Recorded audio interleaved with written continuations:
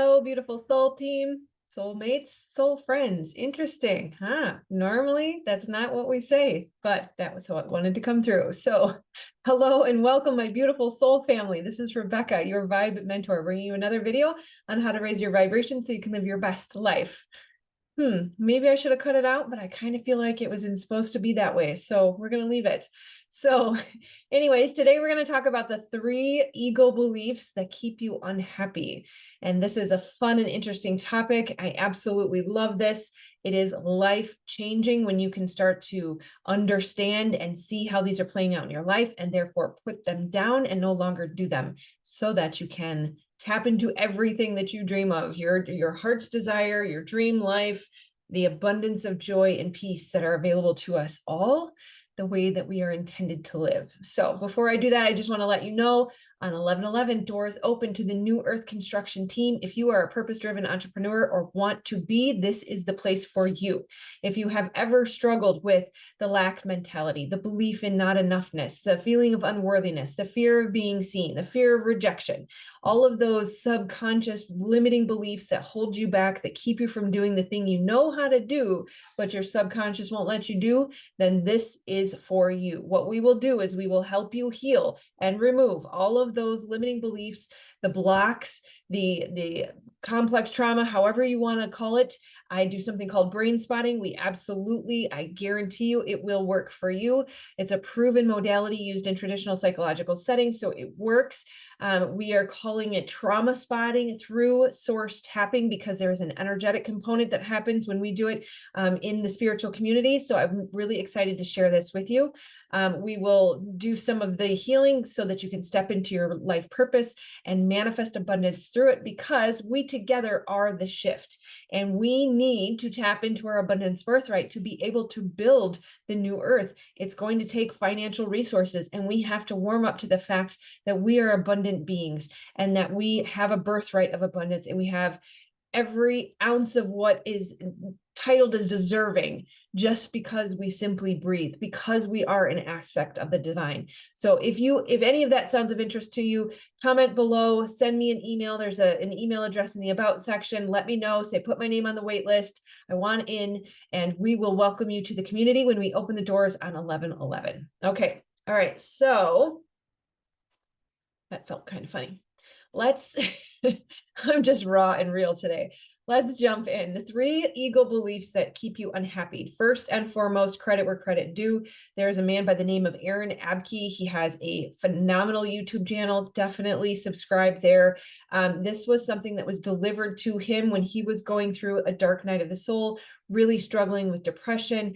In his words, he cried out for help, and this was what was delivered. The things that made him unhappy, that kept him in that dark night of the soul, were these 3 beliefs. And so these, as he claims, are the 3 core or primary beliefs of the ego. And I could see the resonance of truth in my body when I heard this, and that's why I absolutely needed to share it with you.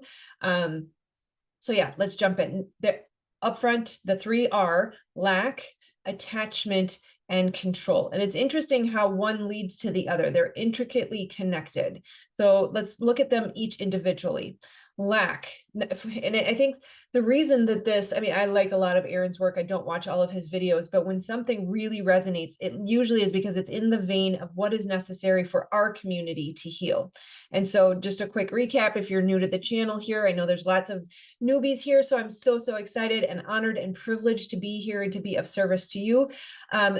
This channel is all about, like I said, healing that lack mentality, also known as complex trauma, or the feelings of unworthiness, so that you can step into your purpose. So in that vein of the healing is these beliefs of not enoughness. So complex trauma is defined as not feeling safe, seen, heard, cared for, or loved for an extended period of time.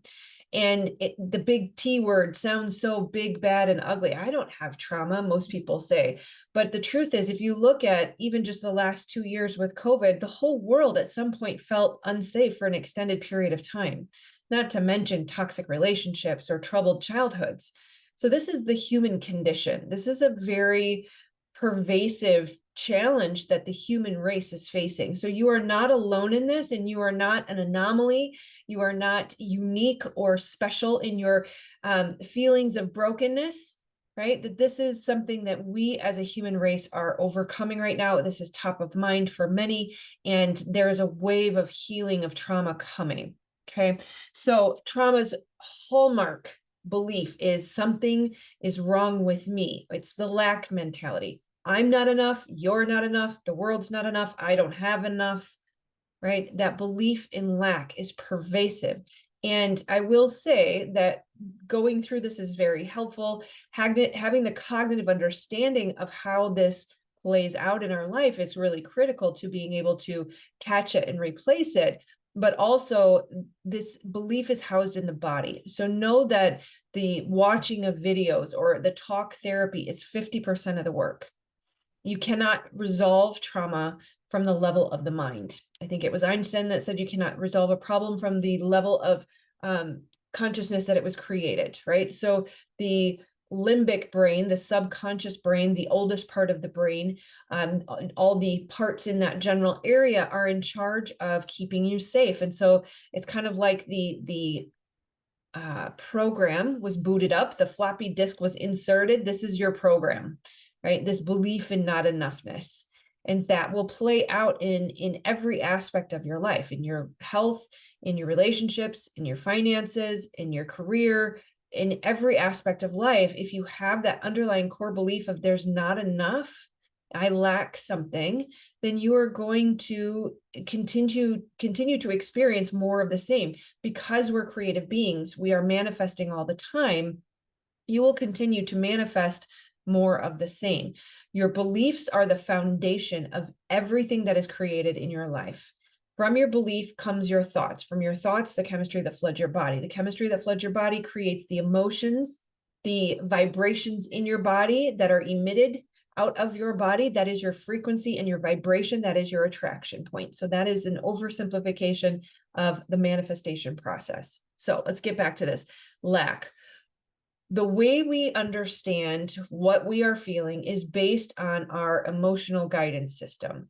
I do need to do another video on that. I believe I did one quite a bit ago, but check that one out. I'll update it because I'm pretty sure it's ready for an update. But just know that the body is like a tuning fork. The truth resonates in the body. You will get a general sense of contraction and restriction, and I get a feeling of just kind of yuck, like I feel a little bit sick to my stomach when I hear or think something that is untrue. My body, in a contracting way, tells me, no, that's not true. Now, the opposite is also true, that the body knows what is true. Truth resonates in the body. And that's why people ask, does that resonate with you, right? Does it feel right? The body will expand and open up and feel good, and maybe even tingly or lighter or lifted. That is your yes. And so as we go through this, you'll start to notice that, or as we cover this and you start to implement this or ponder this in your life going forward, you'll start to notice the body's response. When it tells you no, then that is a belief or a thought that we need to catch and replace. If it tells you yes, then you want to build on that, knowing that is true for you. Okay. And of course, the divine is in the body, right? The breath of life courses through us. And they found evidence of sort of a signature on our DNA that says God eternal within the body. So the divine is in the body, right? The body is the temple. I think is how it's said in the Bible. So we want to recognize the body as a beautiful asset and resource that is here to help us navigate life, how to spot the ego's lies, and again, catch and reframe. Okay. So the way lack will show up in your emotions is through sadness, maybe depression or hopelessness, just that general sense of depression, right? And it's the belief that you are incomplete, that there's something about you that is bad, wrong, or broken, that you can only obtain what you need by seeking something outside of you. Right? If we believe there is something wrong with us or we are lacking something, we're constantly going to be searching outside of us for something to make us whole and complete again. But the truth is, you can never lack something that you give yourself. So I did a video, hopefully that was posted yesterday, about the law of one and how we are an aspect of the divine. right? If you shine a light through a prism, you see a rainbow on the other side. We are one of those rays of the rainbow. We are an aspect of the divine. I am the one expressing as Rebecca tells me that I am also infinitely abundant. I am also an infinite creator, that I have access to those things if I can remove the distortions of the mind, the ego, right? We seek fulfillment outside of ourselves, but notice it's never enough. We never feel enough. We can never push through or force ourselves. That belief in lack will continue to perpetuate until we do the healing. Okay. When we heal the belief of the mind, then the mind becomes still. This is the beauty. As when we heal the belief of lack, then the mind becomes still. And that is because the mind is constantly, there's such a direct correlation to thoughts and ego, right? The mind is primarily ego. I would say the mind's job, aside from regulating your heartbeat and your breath and things of that nature, its secondary function would then be to receive messages from the divine, from the body. But all too often, the ego has taken over, and it has become an instrument of the ego, that primarily the vast majority of our thoughts are driven by ego, driven by lack. So if we remove this belief that we have to find something to fix the lack, we have to find the thing to fill the hole, if we can remove that, the mind becomes much more still and capable of receiving the messages that are drowned out by the ego. Okay. When we seek external fulfillment to satisfy incompleteness, we will remain incomplete. It is not the solution. The solution we seek is the opposite of lack, is that belief in wholeness, in that knowing of I am infinitely abundant because I am an aspect of the divine. Desire comes from lack. So this is where a lot of people struggle with their manifestations, because they desire to manifest something new from a place of lack. So inadvertently, what you end up manifesting is more lack, right? So also know too that the lack belief, the not enoughness, is correlated to the root chakra, right? That feeling of safety, the feeling of being enough or having enough means I am safe, right? And of course, then it directly connects into the attachment to the outcome that we seek in an effort to fulfill the desire that came from lack. So attachment will show up as anger, frustration, aggression. Have you ever noticed if you were attached to an outcome? If you had a plan, the kids got out of school early, they were supposed to be picked up, dad was going to pick them up, but didn't show up. So my whole day got blown up. I was supposed to work on my master's paper. I was supposed to do all these other things. And I had that moment of like, how could you screw with me? How could you mess my whole day up? How I can't count on you. Ah, right. So that is that aggression is going to show us, the emotions show us what belief, what ego attachment is causing this pain and suffering right now. Now, if I take a minute to say, okay, the day is not going how I thought it was going to go, we'll have to find some other time for some of these other things, but it's an absolutely gorgeous day out. It's 60 degrees in November, which is unheard of. It's warm and sunny and beautiful, and my kids are home. And we could go have a fun day, and I could do some things later, maybe on Saturday when it's supposed to be raining.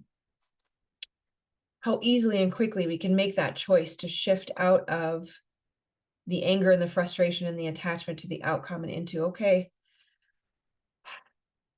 this is not my show. I am not in control, and I trust and know that my beautifully infinite God, source, creator, divine universe has a better plan. And I actually get a kiss of some freedom, fun, and joy today instead of what I thought I was attached to. Right? So if we become so attached to the outcome, we are going to experience frustration. We have assumptions of what's going to satisfy us. And by default, by making that assumption, we are edging God out, ego, right? EGO, edging God out, pushing out the divine plan that was here, that was going to be so much better for me. because I knew a better way, because I was attached to the outcome I assumed was going to make me happy today. Right? We are on a never-ending search for the next thing. In these moments where we're constantly attached to the outcome, constantly attached to checking my to-do list boxes, constantly attached to the next phase, the next thing. This is my plan. I've got it all laid out. It's got to be just this certain way. And as soon as the thing is accomplished, there's no time spent in celebrating that accomplishment. No, we've got to go to the next thing and the next thing and the next thing. And again, it's that hamster wheel, the never-ending search of the ego. Right? But when we achieve things, have you ever noticed if you have set a big goal and you achieve it, and it is so difficult to force yourself to spend time in the celebration of it, that we have to set the next goal, go look for the next thing. It's never ending, right? The ego is never satisfied. The only way to get off the hamster wheel is to recognize the belief of my fulfillment through attachment to outcome, my belief that the outcome is going to be the thing that satisfies the lack, my attachment to the belief that the outcome is going to satisfy the lack. Okay, so letting go of lack, letting go of attachment to outcome, letting go of the belief that either of those are going to solve any problems, that they are always causing more problems. We accomplish more through surrender than we do through control. And then finally, that leads us to, and the sacral chakra is where this belief of attachment to outcome lives, right? That constant need to create the next outcome, right? And then the third and final thing is control. And the way that shows up from an emotional standpoint is through fear. That's stress, worry, anxiety. Aaron Abke claims that anxiety attacks are driven by attachment to outcome or the belief that we are losing control, right? I think it was the belief to losing control. What really stood out to me is in this vein of control is doership, that we are the doer. We believe that it's up to us to accomplish these things, to make these things happen, that I somehow am in full control of my life, and that, free will means I get to decide everything, which is not true. And so I love the examples that Aaron uses as far as the understanding of what is doership. What does it mean to not be the doer? So if you think of a wave as being part of the ocean, the wave itself did not cause itself to move out or up onto the shore. It is the entire ocean moving together that causes that wave. Another great example is the finger. The finger scratches the itch, and the finger in his egoic self says, I'm so great, I scratched the itch. But really, it was the muscles that helped the finger move. And it was the itch that sent the signal to the brain. The itch was even there. That there are so many other things. There are so many other components to us that we, believing we are the doer, are acting as if the finger that scratched the itch. That we are connected to others. There are aspects in our bodies that cause us to behave. We might have parasites that tell us to eat candy. Our stomach tells us when we're hungry. Our physical body will tell us when we're tired and we need to sleep. That we are not the doer, that we are part of a grander scheme of things. That oftentimes the insights, especially if you're in your purpose and you're living an intuitive life, you're following your guidance every day. Someone who's in that position can tell you 95% of my life is not me. And I struggle to take credit sometimes, that the healing modality that moves through is such a beautiful gift. And I recognize that only my ego would be able to take ownership of that we are being lived by life. And that's such a beautiful way to say that. So we are one of the gears in the watch, and we do not act alone, right? That we are being lived by life and we are not in control. Now, that can be a really hard thing. It can be especially scary for someone who has experienced complex trauma, because in an effort to to have predictability, to have that sense of safety, we need to feel like we have things under control. We become manipulative very subtly in our effort to keep things under control. And so the connection or the avenue, the doorway to healing through or healing, this especially the control, but all three of these, is understanding our connectivity, understanding our connectedness, understanding that we are an aspect of the divine, remembering that the birds don't search for food, the trees don't struggle for water. If they are cared for, why not would we? Why not would we be? That we are an aspect of the divine. Do you love your finger? Would you cut your finger off? Would you not feed your finger? Would you feed all the rest of your body, but somehow tie your finger off so it couldn't receive nutrients?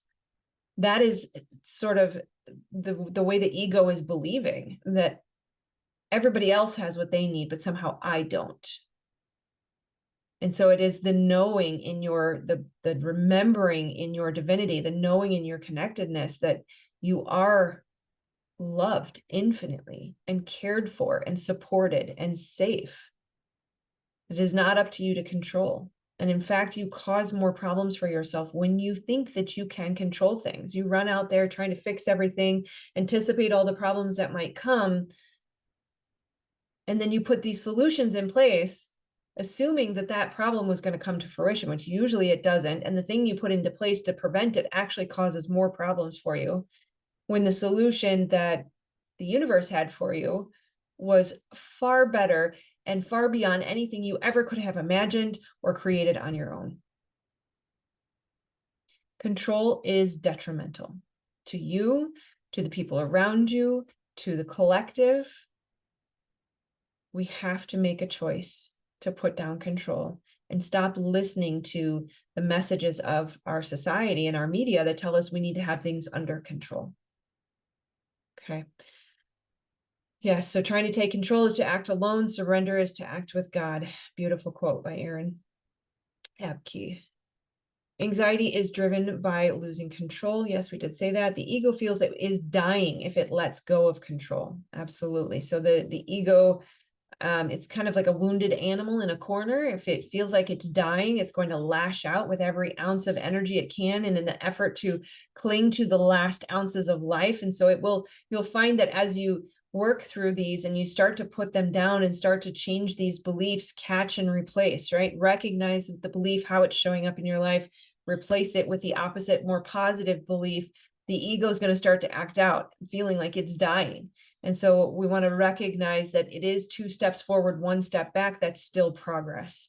That in those moments where it can seem like it's an ego flare up that's worse than ever, then really it is just evidence that the ego is dying, right? It does not realize it is being driven by cosmic forces. We don't realize, right? And so often we identify as the ego. The ego doesn't realize, and we ourselves don't realize, and you could say they're one and the same, however you want to see that, but we forget who's in control, who's driving the boat or the bus here for us, right? You can only fear losing control if you actually had it, but you didn't. So we don't have to fear that. And just remember, I am not in control. I am being lived by the divine. I am being lived by life.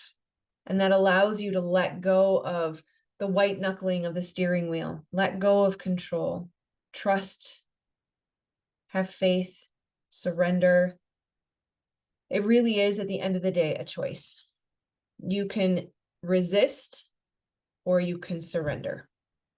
Resistance, pain plus resistance equals suffering. To me, that equals hell.